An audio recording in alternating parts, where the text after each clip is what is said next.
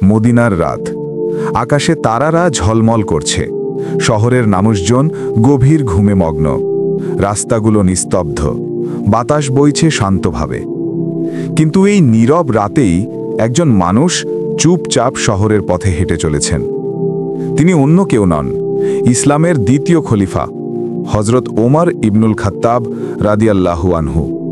বিশাল সাম্রাজ্যের শাসক হয়েও তিনি কখনো প্রাসাদের ভেতর নিশ্চিন্তে বসে থাকতেন না, বরং রাতের আধারে সাধারণ পোশাকে মানুষের অবস্থা দেখতেন। তিনি বলতেন, আমি যদি মানুষের নেতা হই, তবে মানুষের কষ্ট জানা এবং সমাধান করাই আমার প্রথম দায়িত্ব। সেই রাতে হঠাৎ করেই তার কানে ভেসে আসে করুণ কান্নার শব্দ। তিনি থেমে দাঁড়ালেন। শব্দটি আসছে শহরের এক প্রান্তে একটি ছোট কুটির থেকে। তিনি ধীরে ধীরে এগিয়ে গেলেন। কুটিরে পৌঁছে দৃশ্যটি দেখে তার বুক কেঁপে ওঠে। ভেতরে একটি দরিদ্র মা বসে আছেন, চুলার ওপর হাঁড়ি বসানো, আর পাশে কয়েকটি শিশু বসে কান্নাকাটি করছে। ওমর রাদিয়াল্লাহু নরম কণ্ঠে জিজ্ঞেস করলেন, হে বোন, তোমার বাচ্চারা কেন কাঁদছে? মহিলা দীর্ঘশ্বাস ফেলে বললেন, তারা ক্ষুধার্ত। দিনের পর দিন তারা কিছু খেতে পায়নি। আমি হাঁড়িতে শুধু পানি বসিয়ে রেখেছি, যেন তারা মনে করে খাবার রান্না হচ্ছে। হয়তো অপেক্ষা করতে করতে ক্লান্ত হয়ে ঘুমিয়ে পড়বে। এতে অন্তত তাদের কান্না থামবে। এই কথা শুনে ওমর রাদিয়াল্লাহুর চোখ অশ্রুসিক্ত হয়ে যায়। তিনি আবারও জিজ্ঞেস করলেন, তুমি কি খলিফাকে খবর দাওনি? মহিলা ভাঙা গলায় বললেন, খলিফা যদি সত্যিই ন্যায়পরায়ণ হতো, তবে আমার সন্তানরা আজ না খেয়ে কাঁদত না। এই কথা যেন বজ্রাঘাতের মতো আঘাত করে ওমর রাদিয়াল্লাহুর হৃদয়ে। তিনি কোনো কথা না বলে সোজা বেরিয়ে গেলেন। তিনি দ্রুত রাষ্ট্রীয় ভাণ্ডারে পৌঁছলেন।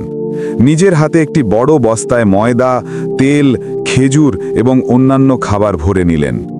তার সাথে থাকা দাস বলল, হে আমিরুল মুমিনিন, আপনি খলিফা, এই বোঝা আমি বহন করি। কিন্তু ওমর রাদিয়াল্লাহু দৃঢ় কণ্ঠে উত্তর দিলেন, না, কিয়ামতের দিন যদি আল্লাহ আমাকে প্রশ্ন করেন, এ ক্ষুধার্ত শিশুদের খাবারের হিসাব কে দেবে? আজ এই বোঝা আমি নিজেই বহন করব। তিনি ভারী বস্তা নিজের কাঁধে তুলে নিলেন। রাতের আধারে নির্জন রাস্তায় তিনি হাঁটতে শুরু করলেন। প্রতিটি পদক্ষেপে কাঁধে ব্যথা হচ্ছিল, ঘাম ঝরছিল, কিন্তু তিনি থামলেন না। মনে হচ্ছিল প্রতিটি ভার যেন তার দায়িত্ব, তার উম্মতের হক। অবশেষে তিনি আবার সেই কুটিরে পৌঁছলেন। বস্তা নামিয়ে খাবার বের করলেন। শুধু তাই নয়, তিনি নিজ হাতে আগুন জ্বালালেন। ধোঁয়া তার চোখে ঢুকে গেল, অশ্রু বের হতে লাগল। অথচ তিনি বললেন, ধোঁয়ার কষ্ট আমি সহ্য করব, যাতে এই বাচ্চাদের কষ্ট না থাকে। তিনি ময়দা মেখে রুটি বানালেন, হাঁড়িতে খাবার রান্না করলেন। রাষ্ট্রের খলিফা, অথচ তিনি দরিদ্র মানুষের রান্নাঘরে দাঁড়িয়ে সাধারণ শ্রমিকের মতো কাজ করছেন। একসময় খাবার প্রস্তুত হলো, বাচ্চারা খেতে শুরু করল। ক্ষুধার্ত শিশুদের মুখে হাসি ফুটে উঠল। তাদের হাসি দেখে ওমর রাদিয়াল্লাহুর মুখেও আনন্দ ফুটে উঠল। তিনি বসে বসে দেখলেন বাচ্চারা পেট ভরে খাচ্ছে, মায়ের মুখেও শান্তির ছাপ। মহিলা তখনও জানেন না এই সাধারণ পোশাক পরিহিত মানুষটি আসলে রাষ্ট্রের খলিফা। তিনি কেবল একজন অচেনা অতিথি ভেবে কৃতজ্ঞতা প্রকাশ করলেন। ওমর রাদিয়াল্লাহু কিছুক্ষণ থেকে নিশ্চিত হলেন যে শিশুরা আর কাঁদছে না। তারপর ধীরে ধীরে উঠে দাঁড়ালেন। তিনি মনে মনে বললেন, আজকের রাতের আসল খলিফা আমি নই। প্রকৃত খলিফা হলো এই ছোট ছোট বাচ্চারা, কারণ তাদের হাসি আজ আমার প্রকৃত পুরস্কার। এরপর তিনি চলে গেলেন, রাতের আধারে মিলিয়ে গেলেন।